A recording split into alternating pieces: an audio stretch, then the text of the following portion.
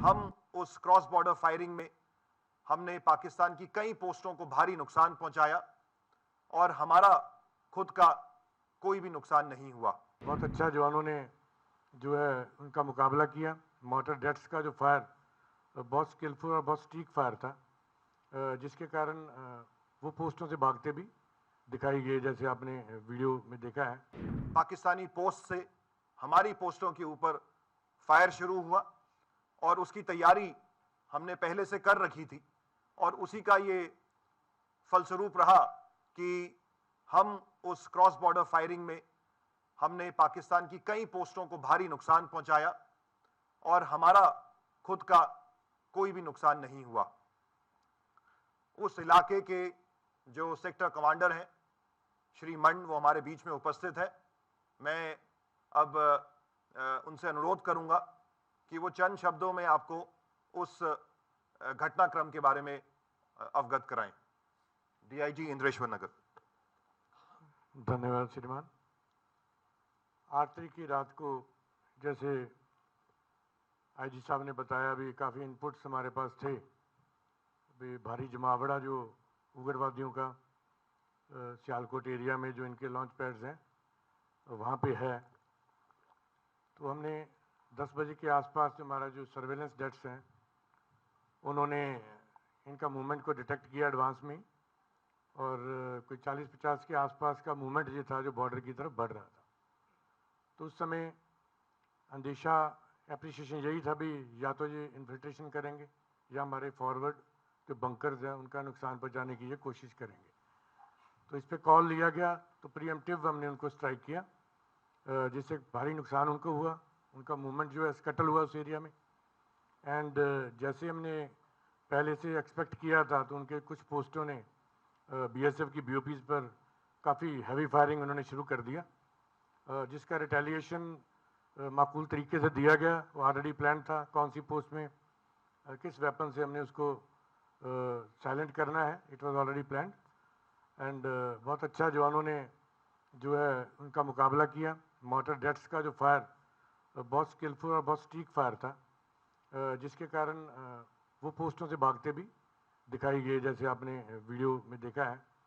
अपने पोस्ट छोड़ छोड़ कर भागने लग गए और जो मूवमेंट पूरा उनका स्कटल हुआ, और जो इनपुट्स हैं काफ़ी उनके लोग हताहत हुए उस इलाके में, टेररिस्ट भी और उनके सपोर्टर्स भी, और कुछ आर्मी और रेंजर्स भी। So that is all about that, and rest is history. We have already briefed you on site about that. तो 8 तारीख की रात को जब ये घटनाक्रम को हमने अंजाम दिया, उसके बाद से दुश्मन के हौसले उस इलाके में पस्त हुए। अगले दिन 9 तारीख को पाकिस्तान के द्वारा सांबा का इलाका छोड़कर जम्मू के उत्तरी इलाके में, जो अखनूर के नजदीक पड़ता है, वहां पे अंतर्राष्ट्रीय सीमा पर अनप्रोवोक्ड क्रॉस बॉर्डर फायरिंग को शुरू किया गया और उसकी तैयारी बॉर्डर सिक्योरिटी फोर्स ने पहले से कर रखी थी। और 9 और 10 को भारी बमबारी बीएसएफ के द्वारा पाकिस्तान के बॉर्डर बेल्ट पे करी गई। इस दौरान हमने ये प्लानिंग कर रखी थी कि मौका मिलेगा तो अंतर्राष्ट्रीय सीमा के नजदीक जो आतंकवादी लॉन्च पैड्स हैं उन पे भी बीएसएफ के द्वारा हमला किया जाएगा। और इसी घटनाक्रम में 9 और 10 की रात को बीएसएफ के द्वारा लश्कर ए तौयबा के एक लॉन्च पैड जो कि पाकिस्तान में स्थित है, जिसका नाम लूनी है, जो महज अंतर्राष्ट्रीय सीमा से 3 किलोमीटर के फासले पे है, उस पे बीएसएफ के द्वारा एक सुनियोजित योजना के तहत हमला किया गया। और इस घटनाक्रम के बारे में आपको और संक्षिप्त तौर पे अवगत कराने के लिए मैं अब अनुरोध करूंगा डीआईजी सेक्टर सुंदरबनी श्री वीरेंद्र दत्ता से कि वो आपको इस घटनाक्रम के बारे में बताएं। धन्यवाद सर। जैसा कि सर ने बताया कि 8 तारीख को जो इंसिडेंट हुआ था उसके बाद उन्होंने अपना मूवमेंट हमारी तरफ बढ़ा दिया था। इसी संदर्भ में हमारे पास एक इंफॉर्मेशन आई थी जहां पे कि बताया गया था कि 18 से 20 मिलिटेंट का लूनी में होने का न्यूज़ है, और वो उनका एक्सपेक्टेड ये था कि वो जो है क्रॉस बॉर्डर फायर का फ़ायदा उठाते हुए वो इन्फिल्ट्रेट करेंगे, सो दैट बाद में जाके हिंटरलैंड के अंदर ये हमारी आर्म फोर्सेस के या हमारे कैंपसेस को ये टारगेट कर सकें। सो ऑलरेडी लूनी हम लोगों ने टारगेट कर रखा था, तो इमीडिएटली आईजी सर से गाइडेंस और डायरेक्शन के तहत ये पूरा प्लान किया गया, जहाँ पे कि हमने मोटर पोजीशंस को सेलेक्ट किया, बिकॉज इसमें हमने सरप्राइज एलिमेंट को मेंटेन करने का प्रयास किया। तो इसमें हमने एक नहीं, कम से कम 4 मोटर पोजीशंस अलग अलग डायरेक्शन से किया, सो दैट एक पूरा का पूरा कंफ्यूजन मेंटेन रहे। एट द सेम टाइम हमने जो है साइमल्टेनियसली जो है फायर असॉल्ट प्लान किया, ताकि जो है हम बाकी जो पोस्टें हैं उनको भी एंगेज कर सकें, ताकि वो किसी भी तरीके की मदद या हमारे ऊपर काउंटर अटैक ना कर सकें। तो एक बहुत ही कोऑर्डिनेटेड वेल प्लान ऑपरेशन था, जहाँ पे कि हमने 2 फेजेस में उसको किया, ताकि हम मैक्सिमम जो है उस पर कैजुअलिटी इन्फ्लिक्ट कर सकें, एंड वो हम अचीव भी कर पाए। एंड लूनी पूरी तरीके से डिस्ट्रॉय भी हुआ, और उनको काफ़ी कैजुअलिटी का सामना करना पड़ा। ना सिर्फ उनको, बनस्पत की जो डाइवर्जनरी टैक्टिक्स के तहत हमने उनकी बीओपीज को एंगेज किया, उसके अंदर भी उनकी काफ़ी पोस्टें जो पूर्णतः क्षतिग्रस्त हुई, and it was a successful operation. Thank you DIG साहब।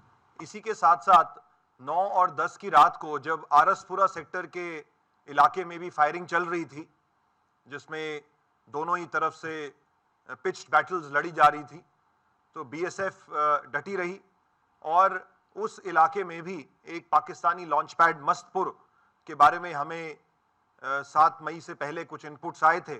तो बीएसएफ के द्वारा उस लॉन्च पैड को भी टारगेट किया गया, और उस इलाके में जो हमारी कई बटालियंस के ऊपर फायर आया और किस प्रकार हमने पाकिस्तानी बॉर्डर एसेट्स को नुकसान पहुंचाया, उसके बारे में बताने के लिए मैं अनुरोध करूंगा DIG sector headquarter Jammu Shri Chitrapal से कि वो आप सबको ब्रीफ करें।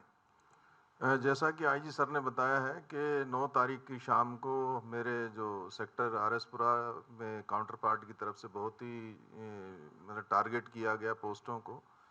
तो उसमें तकरीबन 9:15 बजे हमारी एक पोस्ट काउंटर पार्ट ने फायर शुरू कर दिया। पहले उन्होंने फ्लैट ट्रेजेक्ट्री वेपन से फायर किया, उसके बाद उन्होंने मोटर से फायर किया, और पिन पॉइंट वो हमारी पोस्टों को निशाना बना रहे थे। साथ में वो हमारे गाँव को भी निशाना बना रहे थे, जिसमें एक इंटरसेप्शन में ये सुनने में आया कि वो बोल रहे थे कि अब्दुलिया को हिट करो, अब्दुलिया को हिट करो, क्योंकि ये अपना रेजिडेंशियल पूरा एरिया है और उसको हिट कर रहे थे।